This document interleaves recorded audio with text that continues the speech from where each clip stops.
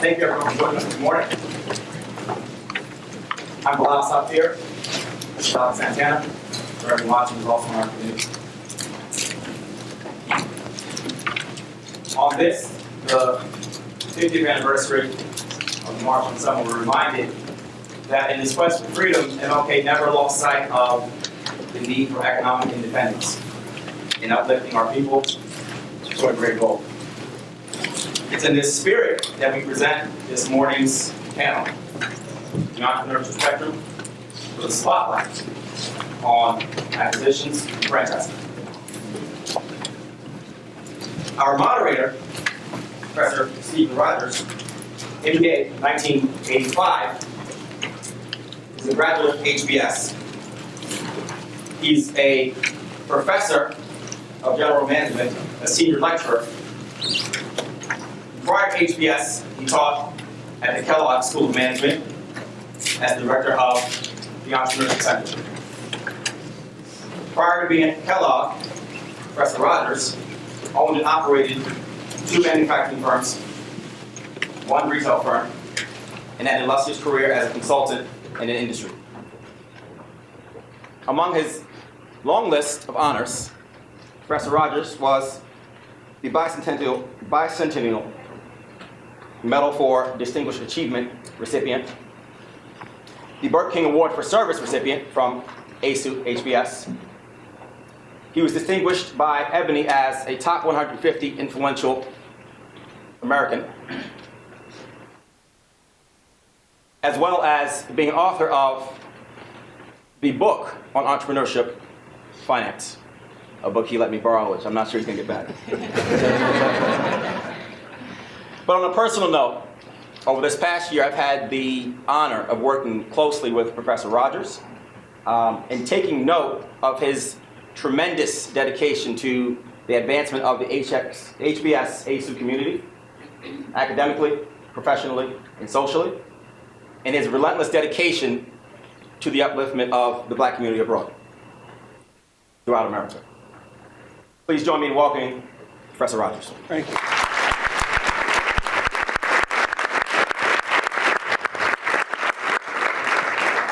Let me first of all say thank you very much to Bilal. Just a piece of information about this young brother. He's one of 6 boys who graduated from Morehouse. His parents did a magnificent job, and they all went to Morehouse and matriculated at a fine institution, historically Black institution, and then we got him here at Harvard Business School. As he mentioned, today, as you well know, is the 50th anniversary of Bloody Sunday. 50 years ago today, Blacks attempted to walk across the bridge in Selma, Alabama, the Pettus Bridge, and they were met with violence. And the march was led by Dr. Martin Luther King. And I just wanted to make sure that we recognize today's historical importance. And I wanted to share with you one of Dr. King's quotes. Just in general, it doesn't necessarily relate to the panel, but I just wanted to share a powerful quote that I've had the privilege of hearing recently when I've been listening to his speeches. He said, "When our history is recorded, somebody will have to say, there lived a race of people, of Black people, fleecy locks and black complexion. These people had the moral conviction to stand up for their rights, and thereby they injected a new history into the veins of America." And with that comment, let me open up by saying, as Bilal said, while I said it didn't necessarily have a connection to the panel, it does in the sense that this is opening up a new vein in America, and that is Black entrepreneurship. I give speeches around the world, and I cite the fact that Black entrepreneurs are my personal heroes and sheroes, because Black entrepreneurs who are successful, they create jobs for other people, and other people who have jobs live in healthy communities. And what we know statistically is the largest employer of Black people in America is the federal government. The second largest employer of Black people in America are Black-owned companies, Black entrepreneurs. And so with that introduction, let me say that most of us think about entrepreneurship, and we think about it relative to just going the entrepreneur route via startup. But the reality, as we see from the entrepreneurship spectrum to the sides, that entrepreneurship is much broader than that. Entrepreneurship includes Excuse me? Oh, okay. Entrepreneurship includes, obviously, the startup on the far end, but before we get to the startup, there are other members of the Entrepreneurship Club, including the entrepreneur, and the entrepreneur is the person who does entrepreneurial things within the corporate environment. There's also a way to go the entrepreneur route, and that is via franchising. Via franchising. As a franchisor or as a franchisee, as a franchisor, you own the legal entity that you sell to others to replicate the business. As a franchisee, you buy the right to replicate that business. And then the acquirer, the person who buys an ongoing concern that's not a part of the franchise. And what we've been remiss with talking about when we speak about entrepreneurship, especially in this generation, is the fact that entrepreneurship includes franchising as well as acquisition, going the entrepreneur route via acquisition. And if you think about the reality of many people, and that is, I don't have an entrepreneurial idea. I don't want to start up something from scratch. Therefore, how can I go the entrepreneurial route? Well, one of the things that we're big on here at Harvard Business School also is recognizing that there's two types of entrepreneurs. One type of entrepreneur is called the lifestyle entrepreneur. That's the person who runs his business haphazardly, doesn't have a plan of any kind, and just hopes that the business generates enough income to live a certain lifestyle. There's nothing wrong with that, but that's not our focus here at Harvard Business School. Our focus is on high growth entrepreneurship. And the high growth entrepreneur, ladies and gentlemen, is the person who has a plan, the person who works their plan, and the person who expects the byproduct of all of that work to be wealth creation. Wealth creation for the entrepreneur, wealth creation for the investors, as well as possibly even wealth creation for employees. Today, our panel is comprised of those who have gone the entrepreneurial route via acquisition or franchising, and they've gone that entrepreneurial route as high-growth entrepreneurs, not as lifestyle or mom-and-pop entrepreneurs. We have a fascinating group of panelists this morning. It's comprised of all family members. They're all Harvard Business School alums. And we're going to adhere to Queen Latifah's anthem, and that is ladies first. To my immediate left, we have panelist Miss Reena Clark. She's class of 87. 90. Reena, class of 90, I'm sorry. Thank you. Reena did it. Don't mess that up, child. But Reena has acquired two companies. She's been the owner of two companies that she's acquired in addition to, she's now in the financing arena, and she'll share that with you momentarily. We also have, to my far left, the youngest panelist, and that's Mr. Earl Gordon. He's class of 08. Earl is in the process right now of actually buying a company. He's in the process of buying a company. And then we have, to Reena's left, Mr. Omar Simmons. And Omar is the owner of the largest, and his fund is the owner of the largest Planet Fitness franchisee in North America. And then we have a financer, and that is Mr. Singal Salesi. He's class of 95. He's the co-founder of Brightwood, which is a private equity fund that invests in minority and women entrepreneurs. Please join me in welcoming this great group of panelists.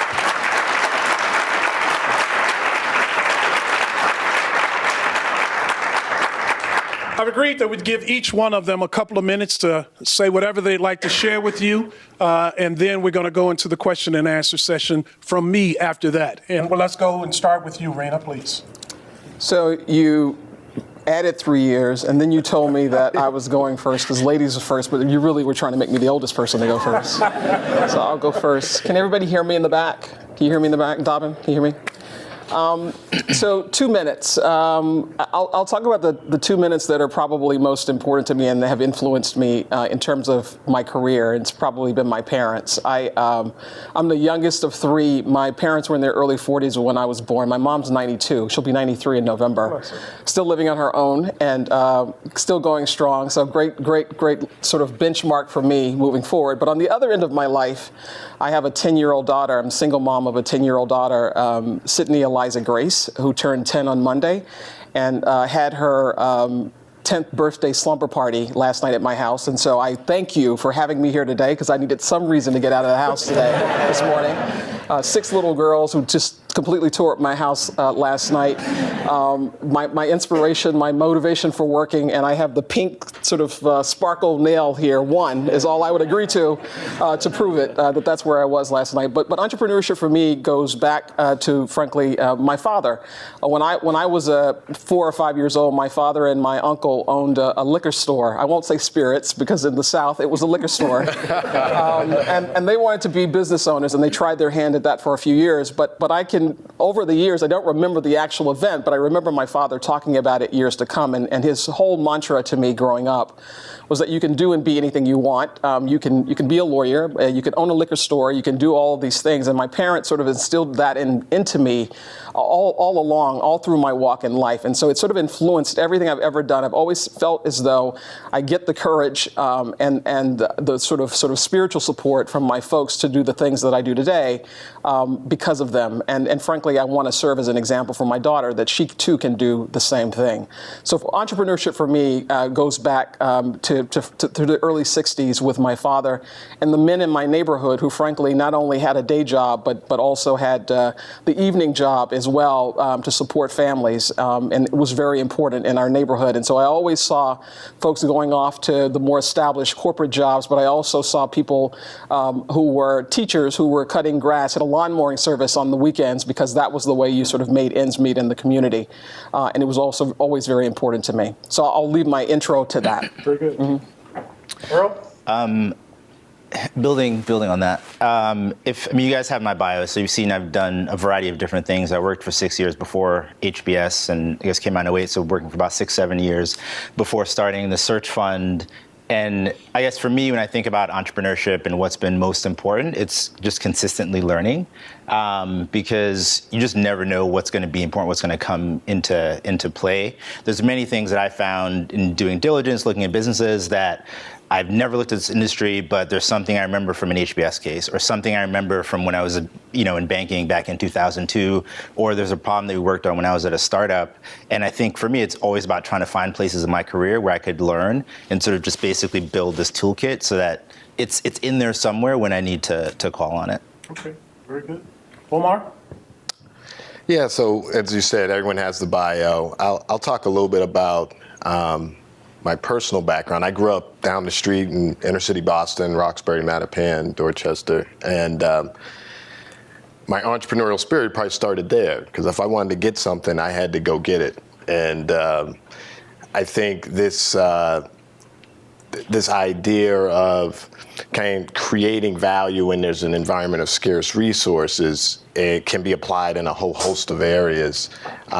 When I was in high school, I was probably more of a jock than a scholar, as my wife can attest, because I started stalking her then. And that was a very entrepreneurial experience, but I wore her down. So thank you, Reena. But the thing I spent a lot of time on was trying to go get what I wanted, and recognizing it was going to be difficult and it required a lot of persistence. And when I wanted to get into private equity, there wasn't anybody that looked like us in that industry. And I had to cold call a lot of people just to get audience and understand what that world looked like.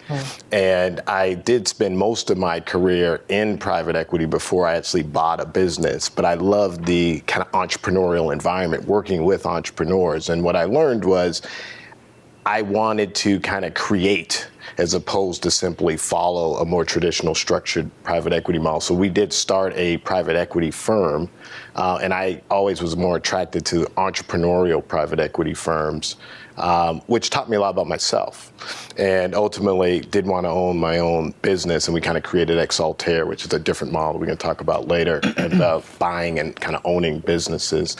So I think for my own personal journey, and I think for entrepreneurship in general, I think it's such a personal expression, because you kind of have to start from who you are and where you come from to give yourself context as to where you might want to go.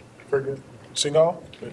Well, first of all, delighted to be here. I have not been back to the conference in probably 12 or 13 years. So, and I just think back to how much fun it was, and just in addition to all the content, just everybody getting to spend time with each other away from the classroom. It's even more special because my cousin Haywan, there's a first year, and so going through, and it's just it's fun to see her going through the experience. Although being back in the classroom for the first time since graduation makes me feel like I've got a case I haven't done. I got to go back and prepare.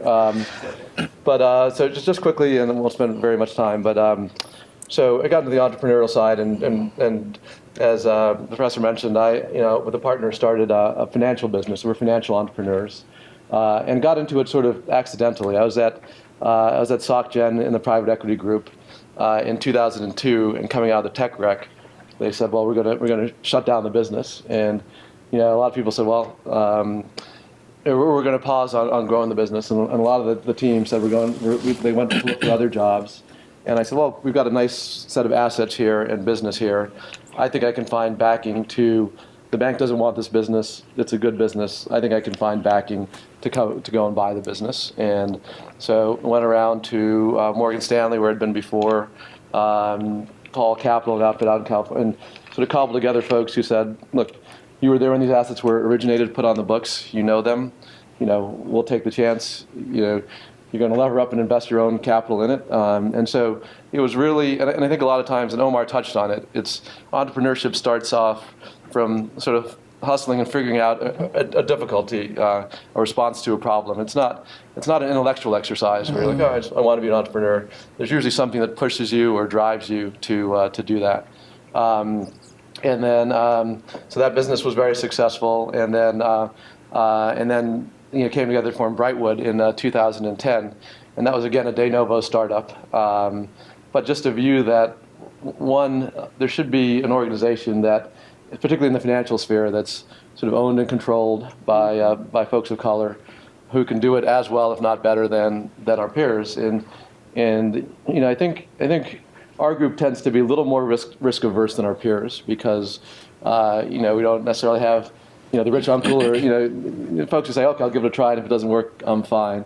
So it's so I think we probably are underrepresented in the entrepreneurial field and could take more risks successfully. And so out of the success that came out of the spin out, we decided to do this. And we were at zero of assets in 2011. We're at $1.5 billion now. And one of the larger, we do a lot of direct lending as much as equity, but one of the larger direct lending firms in the space. And in the course of really 5 years from soup to nuts, managing growth is the hardest part of being an entrepreneur, because if you're going to be successful, you're going to be growing very aggressively. It's a challenge that we think about every day. So. Reena, tell us about your first acquisition. Give us some insight into what the deal was and how much it was and how you financed it. And then I'm going to ask the same of you, Earl, and then come to you, Omar, to talk about your franchising deal. So after graduating from HBS in 1990, I went to work for Bain & Company and then came back to HBS, what I call the blessed years, to have an opportunity to work here and to soak up more during a 4-year period. But during that period, sort of developed a real understanding that I wanted to buy a business. I wanted to run something. I didn't want to go back to big corporate. Pre-business school, had done the GE thing. And so started looking for opportunities, and a big part of looking for opportunities, I'm sure Earl can speak to this as well, and Omar, is just this ability so you've got a network, and a lot of it is just talking to people with a very open mind, sort of seeking advice and just looking for deals. And I sort of happened to stumble across a small private equity firm at the time. They no longer exist, but they had a small portfolio of probably 5 or 6 businesses. Small, sort of a MESBIC, if you will. It was a minority investment vehicle at the time. And one of the business was a sort of small commercial printing company. It was actually a large commercial printing company in the niche in which it sort of competed. And that was providing in-store commercial printing to the fast food space. So they had all sort of national accounts with the McDonald's and the Burger Kings and the Taco Bells and the Pizza Huts of the world. And so it was a great little business up on the North Shore of Massachusetts here, not about 40 minutes outside of Boston. But the private equity firm that owned it out of New York had poorly run it. The business was in trouble. I sort of got an introduction to the GP, went and spent some time with him. They were looking to wind the business down. And frankly, I was looking for something to run and had some time and bandwidth and a little bit of cash in my pocket to sort of allow myself to be able to take a risk, if you will. And I went to work for them. I ran the business for about, it was a turnaround, ran the business for about a year. And after about a year, sort of concluded, I could actually pulled together the capital here to buy this. Had gotten to know the lender who was the lender in the company. Got to know the customers. My first week on the job, we lost our second largest customer. So I spent the better part of the next 6 months trying to recover that business. Eventually did, and tripled that business eventually over a 2-year period. And found, frankly, I sort of thought I needed a business partner as well. And so I found another HBS alum who was several years ahead of me. And at HBS, we had been sort of talking over the years. He was looking for a deal. We came together, raised equity, sort of friends and family. It was about sort of a total of about a $10 million transaction. When I say friends and family, you need to go after friends and family who can afford to lose something, who are not going to be calling you every day trying to find out how their investment is doing. If those are the folks that you're talking to, you should probably stop because that's not a true friend and family, if you will. So raise the money from friend and family. The lender wanted, I had a house at the time, they wanted my house as collateral, which you need to be willing to sort of step up for. It was a troubled situation. My partner and I went into it. Probably things got worse before they got better. Probably about, I'd say, 6 months into it, we both had made the decision that we weren't going to be able to take a salary. So we didn't take a salary for several months. As you can imagine, that can be tough. I didn't have family, kids at the time. He was married and had 2 young children, and so it was a very, very difficult period for us, but we got through it. Turned the corner, continued to grow the business over the course of another year or so, and eventually we divested of that business. We sold it to our largest competitor in the space, a big commercial printing company out of Chicago, family-run business. They were looking to expand, wanted a facility in the Northeast. They wanted our customer base. We had been sort of a thorn in their side for a couple years in terms of our ability to take business away from them. And so eventually we sold that business, but that was my first entrepreneurial endeavor. Very good. Yeah. Reena has given us the opportunity to hear the story of sort of been there, done that. Now we're going to give the floor to a young man who is in the process of doing that. But be mindful, he can't disclose everything about what he's doing now because there's some confidentiality matters, and he's in the process of closing. But go ahead, Earl. Sure. So my process, as Reena said, was I decided, this was June of last year, to start a search fund. I'd worked in private equity before, business school, and so had some understanding of, generating deal flow. But it's, day one, the fund is incorporated. What do you do? It's like literally I just started sending emails to friends of mine that worked in industry saying, this is what I'm doing, this is the website, these are the size of deals that I'm looking at. Any industry, just send me deals. Because in talking to people, what you learn is that once you start, if you think about it, for those who have done investment banking or even a sales process, people try to sell businesses all the time. They don't necessarily sell immediately. So as soon as you open up a shop and you call someone and say, hey, I'm looking for businesses, what they're going to do is go to that business that's at the bottom of the shelf that they haven't been able to sell, that's probably a bad business, and send that to you. And so I had a feeling that initially that's the kind of deal flow that I was going to get, like not necessarily good deals, but things that would be good practice in terms of building up. Okay, here's why I should say no to this. It's too small. It's a turnaround. Mm-hmm. And I sort of used that process to start building up my deal flow. And for the business that I'm actually looking at right now, oddly enough, I found it through a broker, which you'll get a lot of advice in terms of, auction processes can be dangerous because the winner's curse. So if you win, it's because you paid the most. So what does that mean for your returns? So I approached this process with the broker very skeptically and viewed it as sort of, again, this is going to be practice. I'm probably not going to win this business. I'm probably not going to buy it, but I've just started, so let me use this as a way to get smarter. But the more I dug into the business, the more I looked at the financials, I said, you know what, this is actually an interesting business. They're a niche manufacturer that serves the wine and spirits industry. A business I didn't know that much about, but very quickly just got smart, read a lot, spoke to friends. And the more I learned about the business, the more I realized, you know what, there's actually something here. It's a business that had actually been through sort of an auction process twice. Once during the downturn in 2008, so when the world sort of came to an end, that process didn't pan out. They tried to sell it again, got to almost to the finish line with a seller, with a buyer. That deal didn't close because of complications between the buyer and the owner of the business. So I said, hey, this is a company that's sort of been around the block. If they don't get a successful acquisition this third time around, they're going to go back to the market for the fourth time. So I said, okay, here I am. I don't have a fund. I have friends and family capital, but I haven't yet identified who's going to fund this deal. But if I can show them that I'm smart, I understand this business, I'm dedicated to it, that will hopefully give me some kind of an edge in this process. And as long as I bid something that I'm comfortable with from a valuation perspective, if I win, great. If I don't, at least it was a good learning process. And so through going through that, was able to actually get the business under LOI, have it under exclusivity, and knock on wood, 4 to 6 weeks from now should have it closed. Earl, why don't you share with us some approximate numbers? What's this revenue size? What kind of price are you looking at paying? You don't have to be specific. It's higher end of the lower middle market, so it's about a $9 million revenue business. They're doing north of $2 million of EBITDA, so fairly good margins for a manufacturer. I'm paying less than 5 times that EBITDA multiple for the business. So because it's a smaller company, because it's niche, I was able to negotiate what I think is a decent purchase price. And the seller is actually taking a significant portion of the deal as a seller note. So he's going to be somewhat involved in the beginning of the business, but he's helping to finance it. Again, it's a smaller business, and so I think it's pretty typical on the lower middle market that the seller understands that they can take a lot up front, but they're going to need to help you finance the business. Very good. Now, Omar, you interestingly are you have a foot in both camps, and that is you just did an acquisition of a franchisee. Why don't you tell us about that? Sure. So we started Exaltair as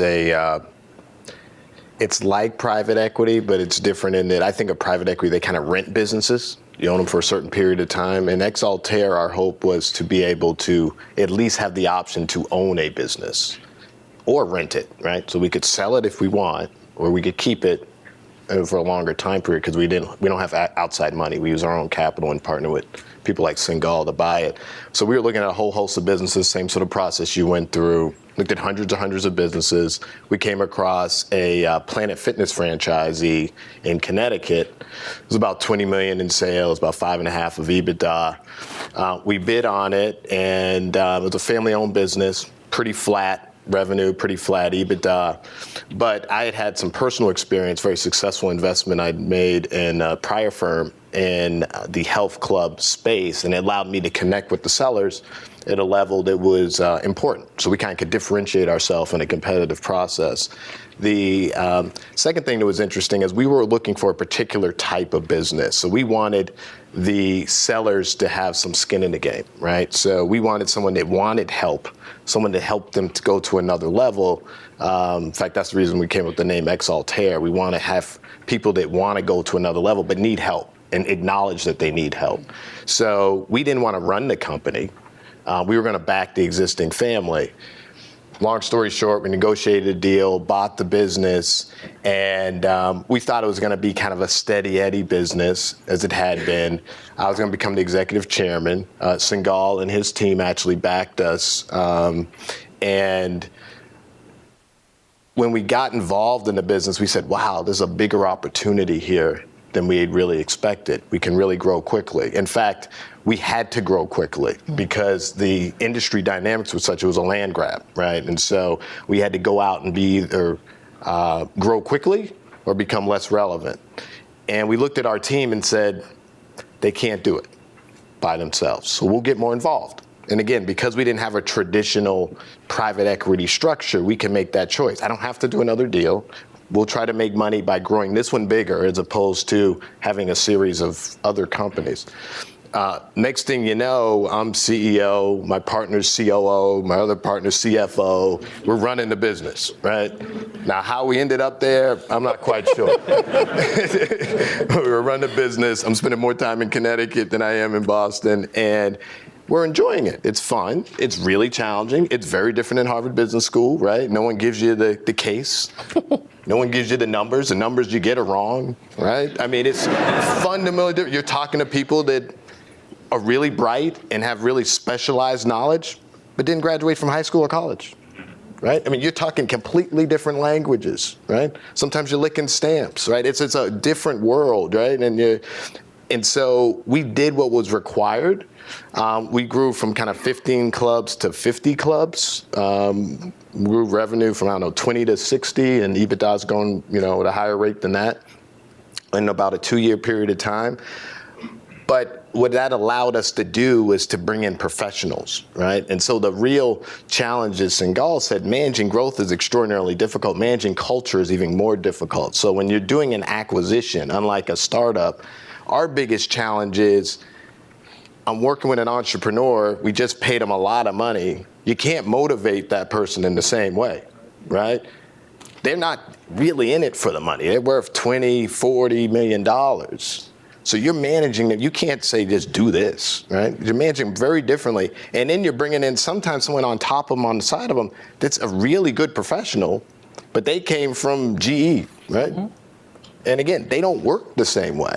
And so we're trying to create this culture where you guys can work together. Sometimes it works, sometimes it doesn't. And you're trying to do that all while you're hitting financial metrics that make Singal happy.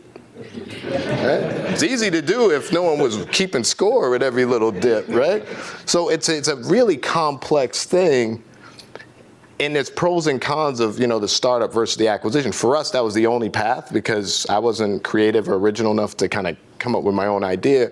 But it is a different path because you're starting out with something. Well, even with that, we're going to pose that question to the other panelists. If you will, talk to us about being a part of a franchisee. Sure. In addition to doing it via an acquisition, talk about being a franchisee. Yeah. It can be very frustrating at times, and it can be very helpful at times. So I actually learned about franchising because I used to look at buying franchisors, and a lot of financial providers would not buy franchisees because you don't control your own destiny in the same way. I think Singal's a little rare in that, and I think more people are realizing franchisees are a great acquisition as a person or as a institution if you pick the right ones. So it's got to be a good concept with kind of the market leader in the space, and at least in my view. So as a franchisee, the good news is they give you a playbook, and the playbook is proven. It works. You're not taking any business model risk. The downside is it's hard, particularly for people like us who want to innovate and add value and push things to the limit. If you get out ahead of your franchisor, and Singal knows this, that happened to us, right? We're trying to do some things that make a lot of business sense, and they're kind of like, that wasn't my idea. Who told you to do that? Who said you can do that, right? And then you're backing way off despite your best intentions. So it's a different type of dance. And a lot of it, again, it depends on the type of franchisor and the industry. But when they have something that's proven, the franchisor's primary goal is to preserve the brand and to preserve the stability, the whole infrastructure. My goal is to leverage that brand to create value. So sometimes there's a slight misalignment. And that's where there can be a little bit of a challenge. Well, as Omar has shared with us, one could go the entrepreneurial route via franchising and actually fall into the category of being a high growth entrepreneur. So going the franchise route does not relegate you to lifestyle entrepreneurship. The most prominent franchisee out there is a woman by the name of Valerie Carter Daniels. She's in Milwaukee. She's a sister who owns, I think, 38 Burger Kings and 68 Taco Bells and 5 ice cream franchises. So going the franchise route can also prove to be quite lucrative and put you in that category of high growth entrepreneurship. In terms of the acquisition, the most famous acquirer of a company in our community was Reggie Lewis. And Reggie Lewis attended Harvard Law School. His first deal was Beatrice Sewing, Patterns. He paid $2 million for that deal. And his next deal was, his first deal was McCall Sewing Patterns. His last deal, his second deal was Beatrice International Food Company, which was a $1 billion deal. So he catapulted himself very quickly into the high growth entrepreneurial spectrum. Singal, you've just gotten some love from Omar, as he should give it to you as a provider of capital. Tell us about when the Omars and when the Earls and Reenas come to you for financing. What is it that you're looking for when they're talking about doing an acquisition? Sure. And stepping back for a sec, I think one of the things everybody should take away from this is look, the relationships and networks you build and develop here continue for years and years. And that's really the foundation. Before you do any venture, you always look at what are the adjacent networks, where can you play that really is differentiated. Because when we're talking to folks for capital, I mean, one of our 3 funds just focuses on businesses owned and controlled by a woman, minority, or veteran CEO. So How large is that fund? I just want to interrupt. That fund is $125 million. So that's actually our smallest fund. But half our investors said, "You guys are crazy. These businesses don't exist." And half said, "It's about time this came along." So part of being an entrepreneur is you got to expect to hear no a lot, and you got to just say, look, some people are just going to say no. And now that we proved the point, that's actually our best performing fund, which is something that we're and a franchise that we can build on and say, look, we're differentiated because our competition is not hunting in the space. 1, 2, we have the networks to do it, and so just some it's the network of HBS is one of the most powerful things that can take place. In terms of what we look for, I'd say it's really 3 things. It's kind of why this company, what's unique about this company, why this team, and why now. Because I'm a believer in efficient markets. If something's not happening, there's usually a reason why it's not happening. So there's got to be a catalyst. There's got to be a catalyst or a change as to why. So I'll just use Omar's opportunity as an example. So in terms of why the company, Planet Fitness has really changed the model of fitness to lower cost, $10 a month versus your New York Sports, et cetera. It's actually the largest franchisee, the largest fitness chain in the U.S. with 5 million members out of 40 million nationwide, and growing north of double digits, because we always look for pretty aggressive growth in our businesses. And so, we said, okay, this is a unique model. People know what they want when they go into a gym now. It's not they need no personal trainers, just which are cyclical, et cetera. So we love the business. Omar, he touched on it a little bit, but his most successful investment in his private equity career was 24-Hour Fitness, which was at McCown Duluth, which is sort of the predecessor to this. So he'd made, for his firm, 10x their money. So I said, okay, guy knows the space, value add. Yes. If anybody can do this on his own, Omar can do it on his own. And so, and why now? So all the Planet Fitness system was primarily mom and pop owners, basically gym rats, folks who just loved the product, could sell it and do it. And they were going through the beginning of a change of professionalizing management. So, and you think about what, our skill set and folks like us bring, it's really how do you better manage businesses? So, so as we're talking about, one of the interesting ways to do it, particularly with folks from an HBS or business school background, because you think about 90% of the cases are existing businesses, how do you make them better? Rather than, there's very little entrepreneurial. I think they've added since I've left the ability to start with $40,000 and do this, but that's 95% of your cases are so adding the professional management to an industry that didn't have it, but had a lot of just raw sales talent and power, given the brand and everything, all came together. But you need all 3. You can have a great company, but there's no reason for the management team to add value. They're going to get their clocks cleaned by somebody else. You can have a great management team, wrong asset, it doesn't work. But those 3 have to come together for it to really make sense. And Omar, how long will it take for you to actually consummate a deal? For those deals that you've actually funded, how long did that process take on average? I know it varies, but not Omar, Singal. I know it varies, but on average, give us a typical time. On the short end, 3 months, but and it can go anywhere too. We've done stuff that's taken a year and a half. Okay. So, in fact, some of our best deals, and Earl was touching about it earlier, are the ones that somebody's come in after the guy's been in a process, 2 failed processes. So, one, we backed a team to buy the business, a Harvard undergrad, grad who, because of the owners and some of, they really wanted a certain thing. They'd gone through 2 failed processes, and they were just ready at that time to, one, they were open to the changes that would need to take place, but 2, they were open to. So our better deals have been the ones that have actually taken a longer time to consummate, but 3 months on the short end to probably 1.5 years on the long end. So. And in terms of the capital structure for an acquisition, what's the ideal capital structure that you'd like to see in terms of the amount of debt and the amount of equity, and where will you play in that capital structure? Sure. We'll play up and down the capital. And one of our differentiators, so we're just a equity guy. We're not just a mezz guy or a senior. So our ideal capital structure is 65% debt and 35% equity. And the equity can either be cash equity or can be rolled by the seller. There are many ways to do this. But you want the leverage, particularly in a growing business. You don't want to over lever. I mean, one of the great things about how Reginald Lewis generated a lot of returns, put a lot of leverage on those back in the days. The good old days. 90% leverage. That was for TLC Beatrice, which made Tropicana, just very stable brands. So the area we play in is the business is growing 10% or north organically a year, and for those you need a lot more room to breathe.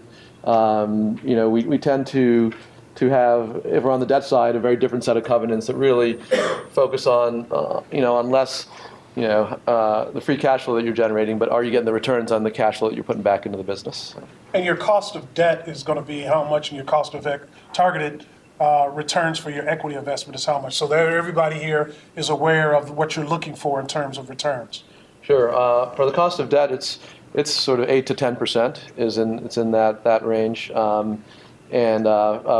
For senior debt and for mezzanine, we're sort of in that 10 to 15% debt. And we do a lot of one tranche deals where we sort of combine debt and equity together. So that kind of blends into the low double digits. On the equity side, you're looking for a 25% return, not because you think that's the right return in the business, but there are a number of businesses aren't going to meet their equity targets, and you sort of on a blended basis want to ultimately get to a high teens, low 20s, but there's going to be a lot more volatility on the equity side, and so you have to shoot for higher returns on that front. And what he means, just so that we're all singing out of the same hymn book, when he speaks about mezzanine financing or mezzanine structure, he's talking about that capital that is between the equity and the debt. The debt being at the top, equity being at the bottom, and the capital that's between there is sort of a hybrid. It's typically subordinated debt with an equity kicker, and that is they can buy equity in the future if they chose to exercise an option.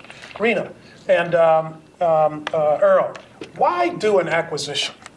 Why not just start a company up from scratch? Why do an acquisition at all? Why did you do that? Omar hit on this. You got to have good ideas. It takes, if you've got a great idea and you've got, the right business relationships and the ability to pull together some capital to fund it, then you should pursue that. But I didn't. That wasn't me. That's not who I am. I'd grown up in factories and around companies, and I wanted to own a pre-existing business. I knew that there was an opportunity. A lot of underperforming, undermanaged companies out there that can be run better and can perform better as a result of that. And that was sort of what I wanted to pursue. Okay. Yeah. I actually struggled with that one a lot because I worked after business school at 3 different startups. And if you'd asked me 2 years ago, I probably would have said, I'm going to do a startup. I'm going to pull a team together and start something from scratch. And I spent a lot of time like soul searching. What do I really want to do? Ultimately decided to go the acquisition route because a bunch of the ideas that I had, while I thought they were good ideas or decent ideas, were not, to me, highly scalable. So I think if you look at the startup world right now, the cost of starting a business is much lower, but Singal mentioned sort of aiming for 25% equity returns. I mean, it's very similar, if not higher, on the venture capital side. And so it's not about starting a business that's going to be 10 million, 100 million, 200 million. It needs to be 500 million plus. And so when I thought about the ideas that I had, I said, this may work, it may be interesting, you may be able to make money, but this isn't something that's going to get a venture capital investor excited. So where do I want to spend my time? I'd rather focus on something that has an existing platform, try to grow something from 5 to 15 or 10 to 50 and be able to have returns that are going to be great for them, for me, versus trying to swing for the fences in an idea that may be good, but may not be Facebook. Okay. Just add quickly to that. I'd almost add a third. So you can start a business, you can acquire a business, but I think also you can sort of join into a business, be recruited into a business, or find a business to take to the next level from a management perspective. Mm-hmm. So Sheryl Sandberg is a classmate here at HBS, and I think if you look at HBS's history, more of the folks were not the Zuckerbergs, we're more of the Sheryl Sandbergs, That's where right. entrepreneurs come up with a great idea and it's gotten to a point, but they can't sort of manage it to the next step. So I think there's clearly a path to getting involved with entrepreneurial companies, a third path, which is just coming in to professionalize and manage it. Because as I was saying earlier, I think by definition, coming to HBS means you're sort of an element of risk aversion, or and most true entrepreneurs who start stuff are, by definition, they believe when others don't believe. I mean, one of my favorite sayings is one of the problems with the world is the people who know the least are the most confident. Right. That's so true. The people who know the most are the most cautious. Cautious. I think Asim reinforced that he this did. morning. We said people who live with their mothers are giving you all the advice. So you have to say, am I that person who will just, because who really starts something and sort of, and people who do that have a certain hubris and just, I don't care if I'm wrong, I'm just doing, and I found a lot of HBS folks who are almost too thoughtful, too rational to do that, and it's sort of that problem, which is so. I think the third way is to drop in as a senior manager. Beautiful. We're going to open it up for questions now, and let's be very clear in terms of the questions. I need succinct questions. We're at Harvard Business School. We don't give you the floor to give dissertations here at Harvard Business School, so we're going to practice that in this session, and I'd like to get as many questions asked as possible. So please, no long introductions, just a real quick question, and get off the dance floor. Yes, sir. Real quick, thank you for coming out here. Philip Blackett, first-year student here at HBS. My question is, how do you feel like Harvard Business School has specifically prepared you for being in franchise and acquisitions? Fully understand that there's people that are successful here in franchise acquisitions without HBS degree. Do you feel like something has given you a leg up or a way to differentiate yourself in franchising or acquisitions? Thank you very much. All right, here. So I guess I would offer two things. One, the network, right? So being able to call people and get advice and help is really helpful. The second, I think Sangal alluded to, is we're trained to be professional general managers. And that's our competitive advantage, if you will. There's a lot of entrepreneurs, right? Most of them aren't trained in the latest, greatest, best world-class kind of management techniques. And even if we don't know it, we can learn it or get access to it. So I think that's where Harvard Business School gives us maybe a competitive advantage in the entrepreneurial arena. I mean, one practical thing for me, and this is like literally just basics, is, and this probably goes a little bit against, sort of HBS motto, is you graduate from here and you have the degree, and it gives you a certain amount of cachet when you walk in the room. So people make positive assumptions about your ability and your skill set until you prove otherwise. And so for me, to your point about sort of risk taking, I got very comfortable. I mean, I was there before, but I got very comfortable with taking risks because my perspective was, if I do this and I fail, one, I don't have this regret in the back of my mind, but two, if it doesn't work out, I can always go get a job, right? Like, so. Pretty high-paying job. Exactly. Exactly. So, sort of the, my kind of downside worst case scenario is still a very good scenario, right? Maybe it's you go to reunion and so what happened, but from a paying your bills perspective, right? That like your downside, coming out of here is very, very different than the average person's downside. Well, statistics show that on average, the average entrepreneur who is successful will fail 2.3 times before achieving success. Things get better when they go the entrepreneurial route via acquisition or franchising. So it lowers the risk theoretically, but there's no better place to come to get a sense of sort of confidence than Harvard Business School. Yes, ma'am. Hi, I wanted to ask Reena a question. I actually wanted to hear a little bit more about your decision to divest in your first company, and was that a change agent in your career to kind of spin off into the next things that you were going to do? That's a great question. I think the decision came when you sort of start looking at the trajectory for a business and whether or not, where do you go, where do you take it from here? And although we sort of turned it into a successful commercial printer in the niche space in which we were doing business, in order for us to sort of parlay that into something else, we needed to sort of add additional product lines, if you will, to service that same. I mean, that was sort of the conclusion that we had drawn, that if we're going to be delivering to the distribution network of McDonald's, which is massive, or Burger King, why not have the ability to sort of also introduce into that other product lines? We needed capital to do that. And we just sort of made the decision that this is probably not the right platform to do that. The other part of it was we had a competitor who, frankly, had been sort of sniffing around, wanting our business, our customer list, frankly, and it just made the right decision at that particular time to divest. Yeah. Yes, sir? There we go. Hello, everybody. My name is Fabian Elliott, a tech consultant at Google, and my question is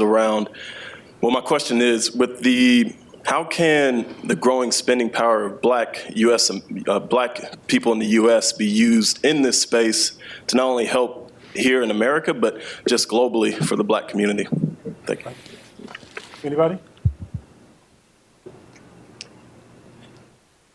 Well, so I mean, I'll give an analogy, if you will, from our business, where I mean, it's interesting what's happened on the capital allocator side. So a lot of our capital is from pension funds, insurance companies, banks, and the like. And I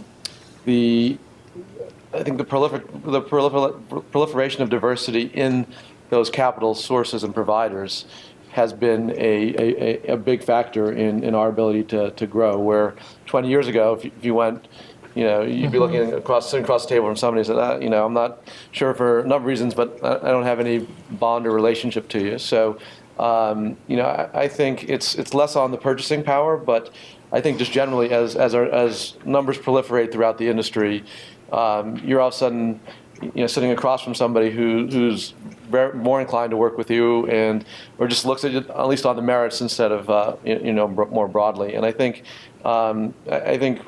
as a group, we need to do a better job of leveraging those power and that relationships. But it'll definitely be an opportunity. It'll definitely provide an opportunity. So. And let me close by saying, probably 75, 80 years from now, most of us in this room will go meet our maker. And when we do, we probably, and for those of us who are of African descent, we'll see some people who were less fortunate than us, and those were folks who worked for free as slaves. And they may ask us, what did you do? What did you do to help our people when you were free? And I'm hopeful that what we can say is, I became an entrepreneur and I created jobs for other people, and I helped pull up our community when I was free. And I'd like to close with that and say, again, thank you very much for coming. We've had a great panelist. We've been a great audience. Thank you very much.